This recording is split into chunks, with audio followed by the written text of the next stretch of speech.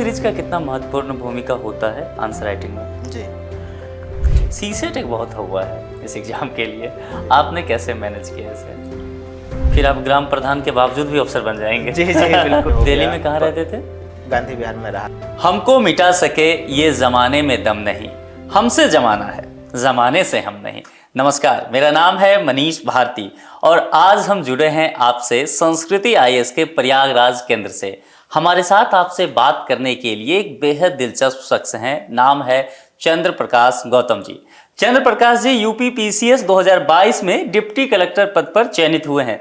आपको बहुत बहुत शुभकामनाएं, पूरे संस्कृति आईएएस परिवार की तरफ से भी, मेरी तरफ से भी। जी बहुत बहुत धन्यवाद। चंद्र प्रकाश जी, आपकी जो ये सफ़र है इसकी शुरुआत कहाँ से होती है, किस परिवेश से आप आते हैं? जी मैं उत्तर प्रदेश के चंदौली ज़िले का रहने वाला हूँ। मेरा घर एक गांव में है और मतलब ऐसा गांव है कि मतलब वहाँ से शहर भी लगभग 15-20 किलोमीटर दूर है। अच्छा। एकदम से खाटी गांव है, देहात कहिए। जी एकदम देहात है वो। तो मैं उस गांव से आता हूँ और मेरे पिताजी छोटे मतलब जोत के किसान हैं। और वहाँ से मैंने मतलब पढ़ाई लिखाई, अपना शुरुआती पढ़ाई लिखाई 8वीं तक मैंने अपने गांव के पास में सरकारी विद्यालय से किया। उसके बाद इंटर के लिए मतलब 9वीं 10वीं 11वीं 12वीं के लिए मेरे गांव से लगभग 12 किलोमीटर दूर अशोक इंटर कॉलेज सरकारी स्कूल है, तो वहाँ मैं गया और वहाँ मैंने अपनी 12वीं तक की पढ़ाई पूरी किया। 12वीं तक की पढ़ाई पूरी करने के बाद मैं स्नातक के लिए इलाहाबाद विश्वविद्यालय में एडमिशन लिया और वहाँ मैंने बीए और एमए किया। एमए मैंने दर्शन शास्त्र में किया हुआ है। तो ये मेरा पढ़ाई रहा। और उसके बाद मैं पढ़ाई के बाद, चूँकि गांव में ही मनरेगा के तहत एक पोस्ट आई थी पंचायत मित्र की, तो मैंने उसमें अप्लाई कर दिया। ऐसे तो चूँकि एकेडमिक रिकॉर्ड मेरे ग्राम पंचायत में सबसे बेहतर था, तो मेरा चयन उसमें हो गया। फिर मैं पंचायत में मनरेगा के तहत पंचायत मित्र का काम भी करता था और अपनी पढ़ाई फिर भी मैंने जारी रखा। जी। ओके, तो ये पूरी पढ़ाई जो रही है आपकी, वो क्या हिंदी माध्यम से रही है? जी हाँ, मेरा माध्यम हिंदी रहा है। आपने जो एग्ज़ाम दिया है वह भी हिंदी माध्यम में रहा है? जी हाँ, मैं सिविल सर्विस का जो माध्यम रहा वो भी हिंदी रहा है और मेरा एकेडमिक भी हिंदी रहा है। हिंदी माध्यम को लेकर के कई शंकाएं बाजार में रहती हैं, अभ्यर्थियों के मन में भी रहता है। कारण भी उचित है कि इसकी जो चयन में है संभावनाएं बहुत कम रह जाती है। आपके मन में कभी डर नहीं रहा कि माध्यम को लेकर के कुछ किया जाए? चूँकि सर मेरी जर्नी थोड़ी सी लंबी रही, तो कई बार लगता था कि माध्यम चेंज कर देना चाहिए।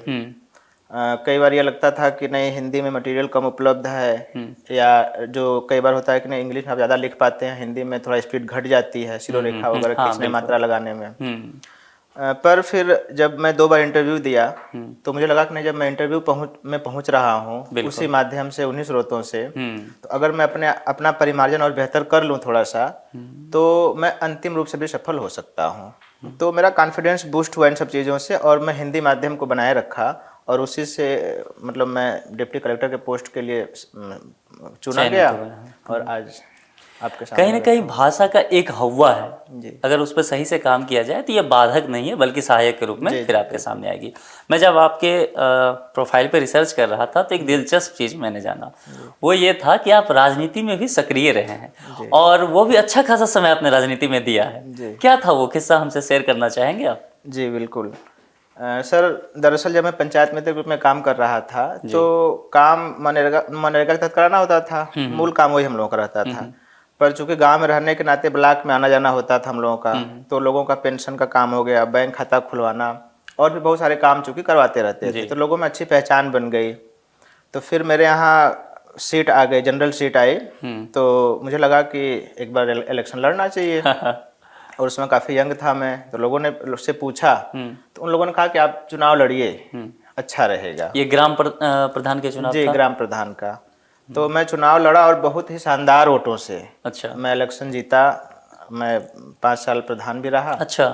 और उसके बाद फिर भी मैं उस दौरान भी मैं अपनी तैयारी जारी रखा। मतलब मन में ये था कि नहीं, सिविल सर्विस में जाना है। और उसी दौरान मैं एक घटना बताना चाहूँगा कि हमारे यहाँ एक उप जिलाधिकारी आए थे, श्री वीरेंद्र सिंह सर। तो वो चौपाल वगैरह भी लगाए और उनके आना जाना होता था कभी कभी। तो जब उनसे मिला तो वो हमसे काफ़ी बातचीत की और उन्होंने कहा कि बेटा तुम बातचीत में ठीक लग रहे हो और कहाँ पढ़े लिखे हो, पढ़ाई लिखाई कितनी? तो मैंने बताया कि सर इलाहाबाद विश्वविद्यालय का स्टूडेंट हूँ। तो उन्होंने कहा कि मैं भी वहीं का विद्यार्थी रहा हूँ। तो फिर वो कहे कि तुम गांव में कहाँ फंसे हो, तुम कुछ और बेहतर सोचो, क्या कुछ आगे नहीं जाना चाहते हो। तो मैंने कहा सर मैं सिविल सेवा में जाना चाह रहा हूँ, पर अभी इधर ही गांव में ही रहता हूँ आजकल। तो उन्होंने मुझे कहा कि नहीं तुम जाओ बेहतर करो, और अगर तुम दोबारा गांव में रहना होगा तो मुझसे मिलना मत। अच्छा। तो मैंने कहा सर मैं अगर सेलेक्ट हो जाऊंगा कभी तो आपसे मिलने आऊँगा। अच्छा। फिर मेरे मन में आया कि सर तो रहेंगे नहीं, कहीं और चले जाएंगे। तो मैंने कहा सर आप तो फिर रहेंगे नहीं, आपसे मुलाकात कैसे होगी। तो वो कहे तुम आना और इसी ऑफिस में आना, और तुम्हें यहाँ से मेरा एड्रेस मैं कहीं भी रहूँगा, मिल जाएगा, एड्रेस मिल जाएगा, तुम आके मुझे मिठाई खिलाना। बहुत। तो खैर अभी सर से मैं मिला नहीं, पर मेरी कोशिश है कि मैं उनसे मिलूंगा। जरूर मिलिए भी, क्योंकि उनकी वो जो बात है, कहते हैं ना कुछ बातें हमारे जीवन का टर्निंग पॉइंट जी होता है जी जो बदल देता है जी। आपके चीज़ों को। तो 5 साल आप प्रधान रहे, कभी ये मन नहीं किया कि आप विधायक बनेंगे? नहीं सर ऐसा ख्याल तो नहीं आया, अब भविष्य में पता नहीं क्या होगा। पर ये था कि नहीं, जब मैं देखता था अधिकारियों को काम करते हुए, जिलाधिकारी साहब आते थे या फिर उप जिलाधिकारी सर, तो मैं देखता था कि वो लोग अपनी कलम से कितने लोगों का पल भर में कल्याण कर दे रहे हैं, ये पेंशन बहुत अच्छी दे रहे हैं, आवास दे रहे हैं, हैंडपंप दे रहे हैं। तो चूंकि हम लोग साथ में रहते थे तो लगता था कि यार ये लोग मतलब इस पद पे हैं और पल भर में कुछ भी बदल दे रहे कुछ भी हैं, बदल रहे तो हम क्यों ना वहाँ जाएं। तो कुछ सर की प्रेरणा और कुछ काम देखकर उन लोगों का प्रेरणा मिलती थी, और मन में था कि नहीं नहीं कहीं ना कहीं कुछ सिविल सेवा में जाकर कुछ बेहतर किया जाए। ये कौन सा अटेम्प्ट था आपका? जी अटेम्प्ट के तौर पे देखा जाए तो ये मेरा 6ठा अटेम्प्ट था, और मैंने हर बार मेंस लिखा। हर बार मेंस जी लिखा है? मेरा कभी प्री नहीं रुका, हर बार मेंस मैंने लिखा, और साथ ही मैं ये इंटरव्यू में मेरा तीसरा प्रयास तीसरा प्रयास रहा। ये सफ़र आपका काफ़ी लंबा रहा, तो इस बीच में आपको कभी लगा नहीं कि प्रधानी ही ठीक था? अभी तक अच्छा काम प्रधानी में कर रहे थे, दोबारा से बन गए होते, ये कहाँ फंस गया, मैं 6 अटेम्प्ट दे रहा हूँ, कभी ऐसा बोझ लगा था? और उससे कैसे उभरे अगर लगा तो? सर एक आध दो बार लगता था जरूर कि यार कहीं गलत जगह तो नहीं फंस गया मैं। पर जो सबसे अच्छी बात मेरे साथ ये थी कि मेरा प्रीलिम्स बहुत धूमधाम से हो जाता था। अच्छा। जितनी कट ऑफ रहती थी उससे 10-12 नंबर अधिक ही रहता था, अधिक जाता था। तो ये था कि चलो एक बाधा तो मैं पार कर जा रहा हूँ। फिर बीच बीच में इंटरव्यू भी एक आध दो बार दे दिया मैं। बिल्कुल। तो लगा कि नहीं यार, मैं शुरू में कॉन्फिडेंस थोड़ा कम रहता था, लगता था कि हो पाएगा कि नहीं हो पाएगा, पर जब इंटरव्यू मैंने दिया तो मुझे लगा कि नहीं ये मेरे बस का है, मैं कर सकता हूँ। क्योंकि जब इंटरव्यू देने आयोग में गए या फिर कुछ जगह मॉक हमने दिया, तो वहाँ कई अधिकारी डीएसपी रैंक तक अधिकारी आते थे, तो उनको देखता था, बातचीत करता था, तो लगता था कि यार बातचीत में कुछ बहुत खास तो नहीं है वो लोग, मतलब हम लोग भी थोड़ा सा 19-20 के स्तर पे हैं और सुधार कर लेंगे तो निश्चित रूप से हो जाएगा। तो ये सब कॉन्फिडेंस मुझे यहाँ तक ले इस बीच में फैमिली का सपोर्ट कितना जरूरी हो जाता है? जी सर, फैमिली की बात करें तो मेरी माताजी का देहांत जब मैं लगभग 1.5-2 बरस का था तभी हो गया था। अच्छा। तो अभी हम लोग 3 भाई और 1 बहन है। अब मैं परिवार में सबसे छोटा हूँ। अच्छा। तो बड़े भैया चूँकि बहुत आर्थिक स्थिति बहुत शुरुआत में अच्छी नहीं थी, जब मैं छोटा था तो हम लोगों को पढ़ाने की वजह से ही मतलब उन्होंने सोचा कि अब अपनी पढ़ाई रोक कर बाहर चले जाते हैं, कुछ काम करते हैं, तो वो कंस्ट्रक्शन कंपनी में काम करने लगे। अच्छा। फिर समय बीतता गया, दीदी की शादी हो गई, छोटे भैया भी बाहर रह के पढ़ने लगे, बीएड वगैरह करने लगे, बीएससी उन्होंने उसके पहले किया था। तो उन लोगों ने हमेशा ये सोचा कि चलो हम लोग तो जैसे तैसे पढ़े, जो परिस्थिति थी, कहीं ना कहीं उन लोगों के मन में था कि नहीं इसको हम लोग कुछ बेहतर करवाएंगे, जैसे बीटेक कराएंगे या फिर सिविल सर्विस में जाना चाहेगा तो वहाँ ले जाएंगे इसको। तो उन लोगों ने हमेशा सपोर्ट किया मुझे। जैसे कि जब मैं एकदम प्रॉपर तैयारी के लिए आया सब कुछ छोड़ छाड़ के, तो उस दौरान आर्थिक समस्याएं निश्चित रूप से आती थी, जैसे कि आर्थिक मंदी भी एक आई थी 8-8 में, तो खैर तो बहुत पहले की बात है।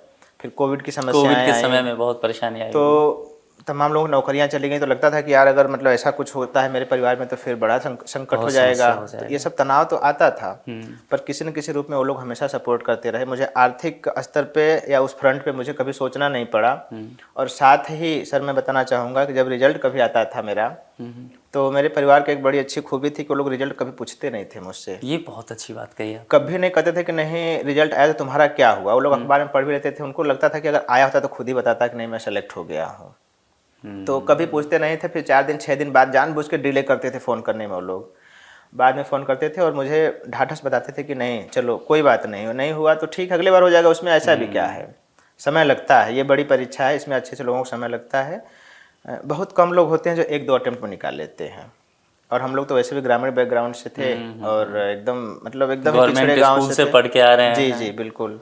तो फिर मुझे लगता था कि ठीक है, जब परिवार साथ है तो कोई क्या ही कर लेगा, मैं अपने उसी मतलब। फैमिली में किन्हें लगता था कि सबसे अधिक विश्वास था जी। कि ये जरूर बनेगा ऑफिसर? हाँ सर, मेरे परिवार के लगभग सभी लोगों को अच्छा, भरोसा सभी को था। लगता जी था। हाँ, भैया को भी, दीदी को भी। जो छोटे वाले भैया है वो तो मुझे हम फ़ोन से बात करते तो मुझसे कहते भी थे हाँ। कि अरे मैं ISPCS को फ़ोन कर रहा हूँ, कोई सामान्य व्यक्ति को फ़ोन नहीं कर रहा हूँ। अरे वाह। पिताजी को भी हमेशा लगता था, वो हमेशा कहते थे कि नहीं, मेरा लड़का किसी छोटे मोटे नौकरी में थोड़ी जाएगा, उसको अधिकारी बनना है। मोटिवेशन आपको यहाँ जी से मिला, बिल्कुल। ये जो एमिशन, जो वो कहते हैं ना जोश हाई वाला बात, वो जी यहाँ से बिल्कुल। आपका बना रहा था। आपने जब यहाँ जुड़े आप संस्कृति IAS से, इसके साथ कैसे जुड़ना हुआ इस संस्था के साथ आपका? सर, संस्कृति IAS में अभी इस अटेम्प्ट के लिए जब मैं मॉक देना शुरू किया तो मैं अप्रोच किया कि मतलब, और मित्रों से पूछा कि भाई कहाँ टीम अच्छी है, थोड़ा मतलब आत्मविश्वास भी बढ़े वहाँ जाने से और अच्छा मार्क हो मेरा। तो इस क्रम में मुझे जानकारी हुई कि नई संस्कृति में भी अच्छी टीम बनी हुई है। मतलब मार्क मैंने इसके अलावा और जगह पे भी दिया। अच्छा। पर ये एक ऐसा संस्थान था जहाँ मैंने 2 मॉक दिया। अच्छा। और जो दूसरा मेरा मॉक था उसमें श्री जटाशंकर सर, जो कि हम लोग इलाहाबाद विश्वविद्यालय में जब स्टूडेंट थे तो HOD थे फिलोसफी डिपार्टमेंट। अच्छा, वहाँ आपका ऑप्शनल भी फिलोसफी था। जी जी। और वो आपके HOD भी वहाँ HOD भी थे और प्रॉक्टर भी थे उस दौरान। ओके, और यहाँ वो आपके मॉक में जी, थे? यहाँ मेरे सेकंड मॉक में थे और जब उनके ओके। सामने मैंने मॉक दिया तो मेरा आत्मविश्वास काफ़ी बढ़ा। उन्होंने कहा भी कि नहीं नहीं, आप में काफ़ी इम्प्रूवमेंट है और आप काफ़ी बेहतर स्थिति में हैं और संभव है कि आपका सिलेक्शन हो जाएगा इस बार। अच्छा। तो इस मतलब उनके आशीर्वाद से या कह लीजिए या फिर इस शुभकामना के साथ मैं गया मॉक असली इंटरव्यू देने, मतलब जो वहाँ आयोग में हुआ आयोग का। और बेहतर हुआ। तो उससे कॉन्फिडेंस काफ़ी बढ़ जी, गया? काफ़ी कॉन्फिडेंस। मतलब जो सेकेंड मॉक हमने दिया था वो अपने इंटरव्यू के 2 दिन पहले दिया था। अच्छा, यहाँ पे संस्कृति में? जी, 2 दिन बाद मेरा इंटरव्यू होना था आयोग में। तो मैं मतलब आया, मैं सोचा कि नहीं, थोड़ा सा मतलब उस समय तक कॉन्फिडेंस काफ़ी लो था मेरा कि यार 1-2 जगह और दिया तो अच्छा नहीं गया मेरा मॉक। अच्छा। तो मुझे लगा कि कैसे करूं, तो मैंने अपने दोस्त को भेजा, मैं कहा यार जाओ एक मॉक मेरा और अरेंज कराओ। तो वो आए और यहाँ पे मॉक मेरा अरेंज करवा लिया। फिर मैं आया तो मेरा मॉक हुआ और काफ़ी बेहतर मॉक हुआ। ये कमरा से कुछ याद आ रहा है? जी बिल्कुल, इस कमरे में मैं 2 बार मॉक दिया हूँ। अच्छा अच्छा, और इसी कमरे में 2 बार दिए? यहीं से शुभकामनाएं लेकर मैं आयोग गया था। यहीं से आपको शुभकामनाएं मिली। और आज जी। अभी जो एक और अफसर की हमने इंटरव्यू किया था तो उन्होंने कहा कि सर इसी कमरे से मैं भी गया था और उस दौरान और आज में फ़र्क इतना है कि उस दिन मैं वहाँ बैठा हुआ था और आज यहाँ बैठा हुआ। जी, सेम सेम मेरे साथ भी यही आपके साथ, इस कमरे ने बहुत कुछ दिया है। इंटरव्यू में कितने मार्क्स आए आपके? सर, इंटरव्यू मेरे 73 मार्क हैं 100 में। 100 में? जी। तो ये कितना, कैसा मार्क्स माना जाए UPPCS के आयोग के आधार पे?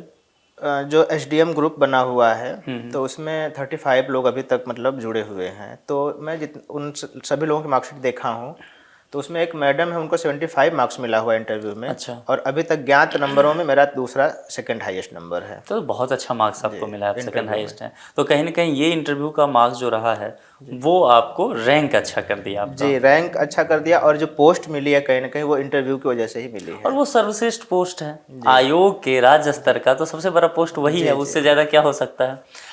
अब आते हैं आपके अकादमी क्षेत्र पे। आपने कहा कि प्रीलिम्स मेरा कभी नहीं रुका। जी। ये बहुत बड़ा स्टेटमेंट है किसी भी कैंडिडेट के लिए, क्योंकि प्रीलिम्स तो मैं अक्सर प्रीलिम्स को कहता हूँ रिजेक्शन का स्टेज, वो सिलेक्शन का स्टेज है ही नहीं। और उस रिजेक्शन के स्टेज में आप कभी रिजेक्ट नहीं हुए, आयोग कभी रिजेक्ट नहीं कर पाया आपको। क्या वो रणनीति आप अपनाते थे प्रीलिम्स के लिए? सर, प्रीलिम्स की बात करें तो प्रीलिम्स चूँकि अभी UPPCS का पूरा मतलब जैसे UPSC का प्रीलिम्स होता है तो उसका लेवल अलग है और UPPCS में अभी भी काफ़ी क्वेश्चन फैक्ट बेसिस होते हैं, फैक्चुअल होते हैं।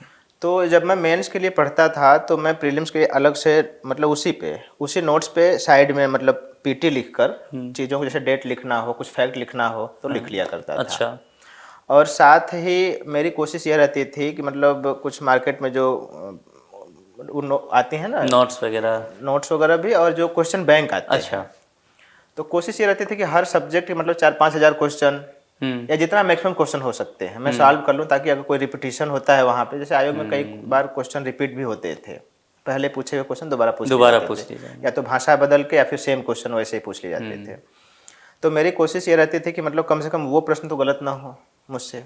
मतलब प्रीवियस ईयर क्वेश्चन पेपर का जी बहुत ज़्यादा सॉल्व करना मतलब मेरे लिए बड़ा उपयोगी रहता था। और साथ ही मैं मेंस जब पढ़ रहा होता था तो मैं मतलब मेरी रीडिंग मेरे दोस्तों की तुलना में बड़ा धीमी है, स्पीड मेरी बहुत धीमी रहती थी। तो कई बार मुझे लगता था कि मेरी असफलता की वजह यही है। पर जब बातचीत होती थी उनसे तो बताता मैं ज़्यादा था। मतलब अच्छा। ठीक ठाक कॉन्सेप्ट बता लिया जाता था, ऐसा नहीं कि वो कम बताते थे, वो भी बताते थे। हाँ। पर मेरी भी स्थिति ठीक रहती थी। तो उन लोगों ने कहा, और इसमें 2 नाम जोड़ना चाहूँगा, 2 मतलब मेरे सीनियर थे, उन लोगों का सीबीआई में हो गया, पब्लिक प्रोसिक्यूटर पोस्ट पे। अच्छा। तो उन लोगों से जब मैंने बात किया, मैंने कहा सर मेरी स्पीड बहुत धीमी पढ़ने की है, और कुछ सर ऐसा टेक्निक बताइए कि मेरी स्पीड बढ़ जाए और मैं सफल भी हो जाऊँ। तो उन लोगों ने कहा चंद्र प्रकाश जी, आपके इसी स्पीड ने आपको 2 इंटरव्यू दिलाया है, आपकी स्ट्रेटजी यही सेम रही है, आप उस पर संदेह मत कीजिए, आप सिर्फ अपने आप को और शार्प कीजिए, और शार्प कीजिए, आपका निश्चित रूप से सिलेक्शन हो जाएगा। और वो लोग हमेशा कहते थे कि आप एसडीएम बनेंगे। और सर मतलब मैं उसी को सच में शार्प किया, अपने नोट्स को थोड़ा और अपडेट किया, और आज मैं एसडीएम तक में सेलेक्ट हुआ हूँ। प्रीलिम्स तो आप हमेशा क्वालिफाई कर ही ले जाते थे, जी। मेंस का स्टेज आपके लिए रहा, तो मेंस में कहते हैं कि आंसर राइटिंग बहुत महत्वपूर्ण भूमिका निभाता है। तो आप जो आंसर राइटिंग लिखते थे, चूँकि आपने कई बार, आप मेरे ख्याल से 3 बार आपने इंटरव्यू दिया है, जी जी। तो 3 बार मेंस लिखने का अनुभव मिला। मेंस कितनी बार लिखा है? मेंस 6 बार लिखा हूँ। 6 बार लिखा है। अच्छा, आपने प्रीलिम्स तो हर बार क्लियर हर किया, बार क्लियर किया। तो 6 बार मेंस लिखने का, वाह। तो ये जो मेंस, चूँकि बहुत ज़्यादा अनुभव आपको रहा है, फर्स्ट अटैम्प्ट से लेकर के यहाँ तक 6 अटैम्प्ट तक, सिलेक्शन लेने तक, क्या क्या इम्प्रूवमेंट मेंस में लिखने में किया आपने? जी बिल्कुल सर। सर मैं अपने शुरुआत जर्नी जब मेरी शुरू होती है तैयारी की, तो वहाँ से मैं बात करना चाहूँगा। शुरुआत के मेरे जो अटेम्प्ट्स थे मेंस के, वो 2 अटेम्प्ट्स एग्ज़ाम के टाइम पे मेरा स्वास्थ्य खराब होने से वो खराब हो गए। अच्छा। मेरे मतलब दिल्ली में कुछ समय में रहा, तो मेरे फेफड़े में बड़ा इन्फेक्शन जैसे हो गया। दिल्ली में कहाँ रहते थे? गांधी विहार में रहा अच्छा, था। गांधी विहार, मैं भी गांधी विहार में रहता हूँ। जी जी बिल्कुल। तो इन्फेक्शन हो गया था, उसकी वजह से मेरे 2 मेंस खराब हो गए। उसके बाद फिर मैं सर कोशिश ये किया कि मेरे पास नोट्स मेंस का जो है, जितना मतलब जो सिलेबस मेंशन है, वो सिलेबस का जितना बिंदु है, जितने शब्दावलियाँ, सब पे नोट्स होना चाहिए। बहुत सही बात तो कह रहे हैं मैंने सर कोचिंग नहीं किया मेंस के लिए कहीं भी, लेकिन जो भी उपलब्ध मटेरियल होता था मार्केट में, उसको चयन करता था, ले आता था। कुछ वहाँ से, कुछ नेट से, कुछ यूट्यूब से, कुछ एनसीईआरटी से, टेक्स्ट बुक से मिलाकर मैंने लगभग कंप्लीट नोट्स बनाने की कोशिश किया। और सर बड़ा एक कोइंसिडेंट ही कह लीजिए कि जो ये मेरा अटेम्प्ट था, तो 100% तो कभी कोई चीज़ नहीं होती है, पर लगभग सैचुरेशन की स्थिति में था मेरा नोट्स। लगभग मेरे पास हर चीज़ का जितना सिलेबस है, एक एक बिंदु, एक एक शब्द मुझे याद थे, और हर चीज़ का नोट्स हो गया था, वो चाहे ऑप्शनल रहा हो, चाहे जीएस रहा हो। और साथ ही जब आपको पूरा सिलेबस याद रहता है, तो आप न्यूज़पेपर वगैरह भी पढ़ते हैं, तो दिमाग में चीज़ें कैटेगराइज होके जाती हैं। बिल्कुल। तो वो चीज़ें जाके वहीं फिट होती थी जहाँ उसकी नीड रहती थी, इसे रिकॉल करना ईजी हो जाता था। और आपने कहा कि कैसे इम्प्रूवमेंट किया कि यहाँ तक पहुँचे, तो पहले जो मेरे नोट्स हुआ करते थे, वो डेटा रिपोर्ट और फैक्ट्स वगैरह से उतना अपडेटेड नहीं रहते थे, मेरा ऐसा ख्याल है। अच्छा। लेकिन खासकर 2021 और 22 वाले मेंस के लिए, हर टॉपिक के लिए, चाहे वो एनवायरनमेंट का हो, इंटरनल सिक्योरिटी का हो, या पॉलिटी वगैरह में ले लीजिए, संविधान संशोधन हो, अनुच्छेद हो, जजमेंट हो माननीय सर्वोच्च न्यायालय के, या सोसाइटी में कुछ हो ऐसा, तो जैसे सेंसस वगैरह या फिर NFHS5 वगैरह की रिपोर्ट आई हुई है, तो इन सब चीज़ों से मैंने इतना लैस किया अपने आप को, इतना बेहतर लैस किया कि मतलब ये था कि मैं कोई क्वेश्चन देखूं तो मैं उसका आंसर डिजाइन कर ले जाऊं, वहाँ पे आंसर जनरेट कर लूं। तो मैं इस स्तर तक इस बार लैस था, और मुझे लग रहा था कि मैं इससे बेहतर तैयारी अब कर नहीं सकता था। तो अब सारा चीज़ें इकट्ठा होकर मतलब मुझे सफलता प्राप्त करा दी। टेस्ट सीरीज का कितना महत्वपूर्ण भूमिका होता है आंसर राइटिंग में? जी, जैसा कि आजकल टेस्ट सीरीज का एक मतलब फैशन ग्रुप में भी लोग ज्वाइन करते हैं, लेकिन मेरा मानना है कि नहीं, टेस्ट सीरीज की बहुत ज़्यादा भूमिका है। और जैसे कोई टेस्ट सीरीज अफोर्ड नहीं कर सकता है और बहुत डिसिप्लिन्ड है वो, तो कम से कम 5 क्वेश्चन डेली घर लिखे, ठीक है। और अगर टेस्ट सीरीज ज्वाइन भी किया है, तो सिर्फ उसके भरोसे मत है कि संडे को हम जाकर लिख देंगे 20 क्वेश्चन। आप डेली 2-3 क्वेश्चन लिखिए, नए क्वेश्चन लीजिए, मार्केट में टेस्ट सीरीज उपलब्ध है, वहाँ से ले लीजिए रहता है। या प्रीवियस ईयर के क्वेश्चन हैं उनके ले लीजिए, यूपीएससी के क्वेश्चन ले लीजिए प्रीवियस ईयर के। आपको मेरे ख्याल से कि कोई भी नया बिगनर्स है अगर तैयारी कर रहा है, तो अक्टूबर तक लगभग सिलेबस कंप्लीट हो जाना चाहिए उसका। अच्छा। और अक्टूबर में तमाम कोचिंगों में टेस्ट सीरीज स्टार्ट होते हैं, आप टेस्ट सीरीज ज्वाइन कर लीजिए। और फरवरी मार्च तक चलते हैं टेस्ट सीरीज मेंस के। आप वहाँ तक मेंस का टेस्ट सीरीज करिए, उस दौरान आप क्या करेंगे, अपना सिलेबस रिवाइज कर रहे होंगे, क्योंकि आपने अक्टूबर तक सिलेबस कंप्लीट कर लिया था नोट्स बना के। बिल्कुल। जब सिलेबस आप रिवाइज कर रहे होंगे तो आपका फरवरी या फिर मिड मार्च तक सिलेबस रिवाइज हो जाएगा मेंस का। फिर 2-2.5 महीना जो बचता है प्रीलिम्स के लिए, आप सिर्फ प्रीलिम्स ओरिएंटेड होकर, यानी मेंस में जहाँ जहाँ आपने पीटी वो लिख रखा था उसको, और क्वेश्चन बैंक सॉल्व करना। हो सके तो कुछ टेस्ट भी लगा लीजिए प्रीलिम्स के लिए, तो आप ये कर सकते हैं। तो मैं ये करता था, इसलिए मेरा प्रीलिम्स कभी रुका नहीं। मतलब कम से कम 2-2.5 महीना प्रीलिम्स को दीजिए, देना पड़ेगा। उससे कम आप करते हैं तो फिर नहीं हो पाएगा। और प्रीलिम्स के लिए एक चीज़ और मैं थोड़ा सा यहाँ कहना चाहूँगा कि आप सब्जेक्ट वार अपने आप को जज करते रहिए बीच बीच में। कि आपने पॉलिटी कितना किया, जियोग्राफी कितना किया, हिस्ट्री में क्या स्थिति है, थोड़ा सा मॉडर्न हिस्ट्री को ज़्यादा वेटेज दीजिए पढ़ाई में, एंशिएंट मेडुअल को कम भी कर सकते हैं आप। साइंस आपने कितना किया, इसके लिए क्वेश्चन बैंक लगाइए, मॉक टेस्ट दीजिए। और साथ ही इधर बीच देखें हम तो यूपी स्पेशल के क्वेश्चन घटे हैं, लेकिन शुरुआत में काफ़ी क्वेश्चन पूछे जाते थे यूपी स्पेशल से, खनिज वगैरह से। एक आर्थिकी करके मार्केट में आती है घटना चक्र की, तो उसका भी बड़ा बहुत रोल हुआ करता था एक समय में, पर आजकल रोल उसका कम हो गया है। तो आप अपने हर सेक्शन को जज करते जाइए कि नहीं मैं कितना प्रिपेयर हूँ और कितना करना है मुझे। अगर ये आप करते जाते हैं तो प्रीलिम्स आपका रुकेगा ही क्यों। आपने टेस्ट सीरीज किसी संस्थान का लिया था क्या? सर प्रीलिम्स के लिए टेस्ट सीरीज मैंने कभी किया नहीं, पीसीएस के लिए। हाँ, मेंस के लिए मैंने टेस्ट सीरीज किया था। कहाँ से लिया था? सर मेंस के लिए मार्केट से भी उठाया था, और एक संस्थान में मैंने किया था टेस्ट सीरीज। अच्छा, तो उससे फायदा मिला आपको? उससे मुझे काफ़ी फायदा मिला। तो आप मतलब वहाँ जाके ना कर सकें कम से कम, तो कम से कम अपने घर आके बिल्कुल, उसको रूम पे करे आप जरूरी नहीं कि आप वहाँ पे जाके लिखें। अगर आप अनुशासित हैं, सच में आप करना चाहते हैं, दिखावे के लिए तैयारी नहीं कर रहे हैं, कुछ बनने के लिए कर रहे हैं, तो आप मार्केट से भी उठा के 5-5 क्वेश्चन डेली लिखिए। और मेरे में एक हैबिट ये मतलब डेवलप हो गई थी इधर 2 वर्षों में, 21 और 22 के मेंस के लिए, कि मैं टेस्ट सीरीज ज्वाइन करता था जरूर, पर मैं सिर्फ उसके भरोसे नहीं रहता था। मैं 5-5 क्वेश्चन डेली घर पे, 5 नहीं तो 3 भी हो गया, कभी 2 ही हो गया, कभी 7 हो गया। मतलब कोशिश रहती थी कि सप्ताह में 20-25 क्वेश्चन मैं अपने से लिखूं, और बाकी एक टेस्ट सीरीज। अच्छा, ये पूरा आपका स्ट्रेटेजी रहा। अभी थोड़ा सा आयोग में यूपी पीसीएस में बदलाव भी हुआ है, ऑप्शनल हट गए हैं और यूपी स्पेशल ऐड हो गया है। तो यूपी स्पेशल के लिए जो नए कैंडिडेट हैं उनके लिए क्या आप सजेशन देना चाहेंगे? जी सर, पहले तो हम ये बता दें कि ऑप्शनल हटा है, ये एक अच्छी बात भी है, क्योंकि कई बार ऑप्शनल की वजह से ऐसा अभ्यर्थियों में रहता था कि नहीं भेदभाव होता है साइंस ह्यूमैनिटीज में और साइंस के विषयों में। बिल्कुल। तो अब एक पैरिटी आ गई है, अब सबको आप समान बेसिस पे जज करेंगे, है ना। और दूसरी बात कि जो 2 पेपर जुड़े हैं उनको कैसे बेहतर किया जाए, तो उनके लिए कुछ किताबें मार्केट में मैंने देखा है कि आई हुई हैं। बाकी तमाम लोग यूट्यूब पे या फिर तमाम संस्थाओं में चला रहे हैं, वहाँ से अगर हेल्प मिल जाए तो वहाँ से ले सकते हैं अभ्यर्थी। जैसे कि अभी जिनको मेंस देना है तो उनके पास ज़्यादा रिसर्च करने का वक्त नहीं है, उनके पास यह है कि 4 पेपर उनके रेडी हों, और 2 पेपर जो है वो तेज़ी से कर लें, चाहे संस्थाओं का किसी मदद ले लें या फिर किसी खास अच्छी बुक मिल जाए मार्केट में। तो इसके लिए मैंने एक किताब देखा था, तो मैं भी चूँकि क्या करता था कि मेंस लिखता था जब आयोग में या फिर टेस्ट सीरीज में, तो सेंट्रल गवर्नमेंट की स्कीम तो लिखता ही था मैं, पर यूपी स्पेसिफिक बातें भी मैं मेंशन करता था। इससे क्या होता है, जब आप स्टेट की परीक्षा दे रहे होते हैं, जब उस स्टेट की स्पेसिफिक योजनाओं का, उस घटनाओं का आप वहाँ पे उल्लेख करते हैं, तो एग्जामिनर को लगता है कि नहीं ये बच्चा भारत सरकार की योजनाओं से, परियोजनाओं से परिचित है, लेकिन उत्तर प्रदेश में क्या हो रहा है उससे भी बेहतर तरीके से वो परिचित है, जान रहा है।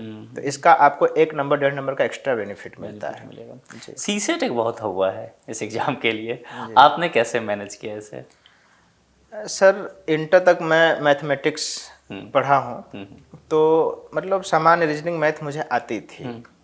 बाकी सीसेट को हुआ नहीं समझना चाहिए, उसको थोड़ा सा ना एनालिसिस करना चाहिए। मुझे लगता है कि बैठ के आप अगर बैठ के एनालिसिस करें 2-3 दिन में कि कौन कौन सेक्शन में पकड़ूं अच्छे से, कि एक 33% लाना होता है आपको, तो कोशिश करिए कि 40 क्वेश्चन आपके बन जाएं कट पिट करने के बाद, है ना। तो उसमें हिंदी का भी एक बड़ा सेक्शन रहता है, हिंदी के एक पैसेज रहता है, अंग्रेजी का भी एक पैसेज रहता है, अंग्रेजी कुछ ग्रामर रहते हैं। तो अमूमन मुझे लगता है जो बच्चा पीसीएस की तैयारी कर रहा हो उसको उतनी हिंदी तो आती होगी, इतनी तो आती और होगी। आनी भी चाहिए भी। जी। तो हिंदी का क्वेश्चन और इंग्लिश ठीक है, ग्रामर नहीं कर पाएगा, कोई बात नहीं, पैसेज इजी रहता है, आप पैसेज कर लीजिए। और रीजनिंग मैथ का थोड़ा अभ्यास अगर कोई कर ले तो वहाँ से हो जाता है। और साथ ही एक चीज़ और मैं ऐड कर दूँ इसमें, कि जो संप्रेषण के क्वेश्चन पूछे जाते हैं उसमें, तो संप्रेषण के लिए अगर कुछ नया मार्केट में है तो ठीक है, नहीं तो जितना अब तक पेपर हुआ है पीसीएस का, आप प्रीवियस ईयर का पेपर उठा लीजिए, बैंक उठा लीजिए मार्केट से, और वहीं से आप कर लीजिए, तो आपको काफ़ी हद तक वहाँ से फ़ायदा मिल जाता है और काम भर को क्वेश्चन बन जाते हैं। आपने, जैसा कि मैं समझ पा रहा हूँ, आपने आपका जो जुड़ाव संस्कृति से रहा वो मॉक से रहा, टेस्ट सीरीज वगैरह से रहा जी। और प्रॉपर कोचिंग आप किसी भी इंस्टीट्यूट से नहीं लिए हैं, सेल्फ स्टडी सर जीएस के लिए मैंने कोई कोचिंग नहीं लिया। कोचिंग आपने नहीं लिया। तो ये भी उन लोगों के लिए भी मैसेज है कि जो कहते हैं कि नहीं बहुत ज़रूरी है चीज़ें करना, लेकिन आपने तो सेल्फ स्टडी मान लीजिए कोई करते हैं, आपने जैसे किया, तो किन किन टीचर के नोट्स वगैरह पढ़े आप? जी सर, सेल्फ स्टडी मैंने किया, कोचिंग नहीं किया, लेकिन मैं कोचिंग्स के मटेरियल यूज करता था। जैसे कि अखिल मूर्ति सर हैं, इनका हिस्ट्री का, इंडियन हिस्ट्री और वर्ल्ड हिस्ट्री का नोट्स मैंने, जो क्लास नोट्स होता है, वो दिल्ली में जब था, मैं कोविड के टाइम, कोविड से पहले ही, तो मैंने वहाँ फोटो स्टेट वालों के यहाँ से, हालांकि एक दो बच्चों के यहाँ देखा मैं, तो मुझे बड़ा अच्छा लगा, तो मैं खुद ही गया खरीद लाया। तो उनका नोट्स मेरे लिए मोर देन सफिशिएंट था, मतलब उसके अलावा मैंने कुछ पढ़ा नहीं। जो प्रीलिम्स के लिए पढ़ता था फैक्ट वो छोड़ दीजिए, मेंस के लिए मैंने उनके अलावा कुछ पढ़ा नहीं, उन्हीं से 60 नोट्स बनाया, उनके नोट्स उन्हीं से बन गया काम जी, वो हो गया था। बाकी पॉलिटी वगैरह में क्या होता था कि लक्ष्मीकांत बहुत बेस्ट किताब है, उसमें काफ़ी कुछ है। बाकी हमने एनसीईआरटी वगैरह पहले से पढ़ रखा था, तो एक मतलब प्रवाह था विचारों का, एक समझ थी। और लक्ष्मीकांत का हमने लगभग 80 to 90% नोट्स बनाया हुआ है, तो उसको मैं रिवाइज करता रहता था। बाकी इकोनॉमी वगैरह का ऐसे जो टेक्स्ट बुक पढ़ता था, कुछ मार्केट में नोट्स मिल गए, तो ये सब चीज़ें मैं लेता देखिए था। आपका अनुभव काफ़ी रहा है सिविल सर्विसेज के इस सफ़र का। आप दिल्ली में भी रहे हैं, आप प्रयागराज में भी रहे हैं, आप गांव में भी रहे हैं, आप शहर से भी परिचित हैं, नगर महानगर। मैं जिस मुद्दे पे आना चाह रहा हूँ कि जब भी व्यक्ति गांव से निकलता है, बाज़ार जाता है, कोचिंग इंस्टीट्यूट के दौर में, तो वो तरह तरह के कोचिंग हैं, अलग अलग बातें हैं उनकी।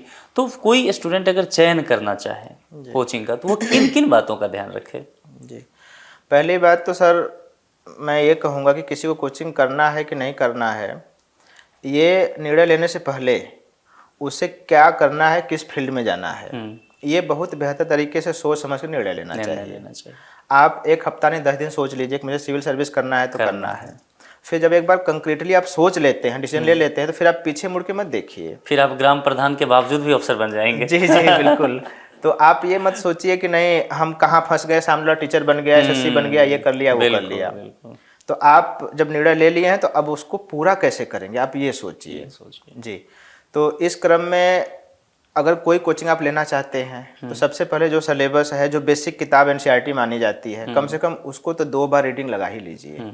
अन्यथा आप सीधे बीए करके, एमए करके या फिर बीएससी एमएससी जो भी करके आप आते हैं, सीधे कोचिंग में बैठ जाते हैं।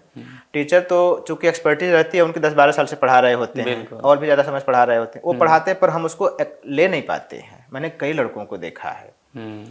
तो कोचिंग करने से पहले आप खुद रीडिंग लगाइए सिलेबस का, टेक्स्ट बुक से, किताबों से। और साथ ही कोचिंग के चयन की बात जहाँ तक आती है, तो आप सिर्फ प्रचार या विज्ञापन मत देखिए, आप जाइए वहाँ काउंसलर से मिलिए, टीम पूछिए कौन कौन है, लोग क्या पढ़ा रहे हैं, कैसे पढ़ा रहे हैं, किसी और सीनियर से मिलिए, उनसे पूछिए कि नहीं सच में क्या कितना दे पाते हैं वो।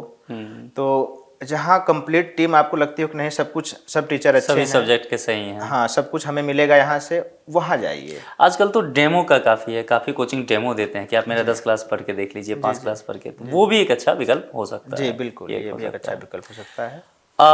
मेरे तरफ से सारे प्रश्न खत्म हो गए हैं। आप फिर भी अंत में कुछ भी संदेश देना चाहें वो अभ्यर्थी जो मान लीजिए असफल हो रहे हों या जो नई शुरुआत करने वाले हों, सिविल सर्विसेज के फील्ड में आना चाहते हों और वो चंद्र प्रकाश गौतम जी की तरह अधिकारी बनना चाहते हो, उनके लिए क्या संदेश आप देना चाहेंगे? जी, मैं ऐसे अभ्यर्थियों के लिए ये कहना चाहूँगा कि इतना दृढ़ इच्छा बना के आप चलिए कि नहीं मुझे सिविल सेवक बनना है तो बनना है, और आप पहले डिसाइड कर लीजिए कि आप बनेंगे तो क्यों बनना चाहते हैं, आपके पास ये भी क्लियर कंक्रीट कंसेप्ट होना चाहिए कि हम क्यों बनना चाहते हैं, हम क्या करेंगे समाज के लिए, क्या करेंगे। या देखिए, सिविल सेवा में चयन आदमी तभी हो पाता है ना जब वास्तव में वो एक इंसान बन जाता है, कंप्लीट इंसान बन जाता है। क्योंकि एक ऐसी तैयारी होती है, इतने सब्जेक्ट 28 सब्जेक्ट लगभग पढ़ने होते हैं इसमें। तो आप जब हर तरीके से तैयार हो जाते हैं तभी आप सफल हो पाते हैं। तो आप तय कर लीजिए, आप ये मत सोचिए कि ऐसो आराम करने के लिए हम जा रहे हैं। आप सच में ग्राउंड लेवल पे काम करना चाहते हो, क्योंकि वो शो होगा, आपके प्री में भी शो होगा, मेंस में भी शो होगा, इंटरव्यू में तो दिखेगा ही दिखेगा, है ना। आप वहाँ पे कुछ बनावटी नहीं कर सकते। ये व्यक्तित्व का एग्जाम है, क्योंकि मैं 6 बार मेंस दिया हूँ और 3 बार इंटरव्यू दिया हूँ, तो मैंने देखा किस तरीके से मेरे में ट्रांसफॉर्मेशन हुआ मेरा, और मुझे पता तक नहीं चला। और अब मुझे खुद ही लगता है कि नहीं, मैं आया हूँ तो मेरी कुछ जिम्मेदारी बनती है। अगर आप सच में कोई जिम्मेदारी लेकर आते हैं मन में और उस जिम्मेदारी को पूरा करने के लिए आपने ठान लिया है, तो आप निश्चित उस पर सफल होंगे। और एक बार सोच लीजिए तो सिर्फ उस पर आगे बढ़िए, पीछे मत मुड़िए, है ना। आगे बढ़ते रहिए और सफलता निश्चित रूप से मिलेगी। हाँ, कई बार ये एक बात आती है, प्लान भी होना चाहिए कि नहीं होना चाहिए। तो मेरा ख्याल है कि ठीक है, एक आध छोटा मोटा प्लान भी अपने पास रखिए। आपने क्या रखा था? विधायक बनने का तो नहीं था कहीं? सर, प्लान भी मेरे पास 2 बार मैं प्लान भी त्याग दिया। अच्छा। एक बार बीटीसी में मेरा एडमिशन हुआ, मैंने छोड़ दिया। अच्छा। अभी हाल ही में मेरा बीएड मैंने एडमिशन ले लिया था, और जब 2022 का मेंस होने वाला था उसी दौरान मेरा बीएड का एग्ज़ाम लग गया था, उसके 15 दिन पहले। तो मेरे कई मित्रों ने कहा कि नहीं नहीं, आप बीएड दे दीजिए, एक विकल्प होना चाहिए, वरना कल को अगर नहीं हुआ पीसीएस में तो क्या करेंगे। मैंने कहा क्या करेंगे, जो मंजूर खुदा होगा वही करेंगे। लेकिन मैंने इतना अगर एफर्ट लगाया, इतना एनर्जी लगाया है, तो मैं पीसीएस के कीमत पर तो बीएड नहीं दूंगा। सही बात है। हाँ, ऐसे खाली टाइम होता तो मैं बीएड दे देता निश्चित रूप से, पर इसकी कीमत पे नहीं दूंगा। और साथ ही मैं एक चीज़ और बताऊँ, मैं इग्नू से एमए भी कर रहा था। अच्छा। तो मैंने उसको भी, अभी एमए का हाल ही में मतलब मैंने सबमिट किया था, रिजल्ट से पहले जो वाइवा वगैरह सब कराते हैं, प्रैक्टिकल वगैरह, तो वो भी कर रहा था मैं। लेकिन मैं लगभग हर चीज़ रास्ते में आती थी और मैं उसको छोड़ देता था कि मैं इसकी कीमत पे कुछ नहीं करूँगा।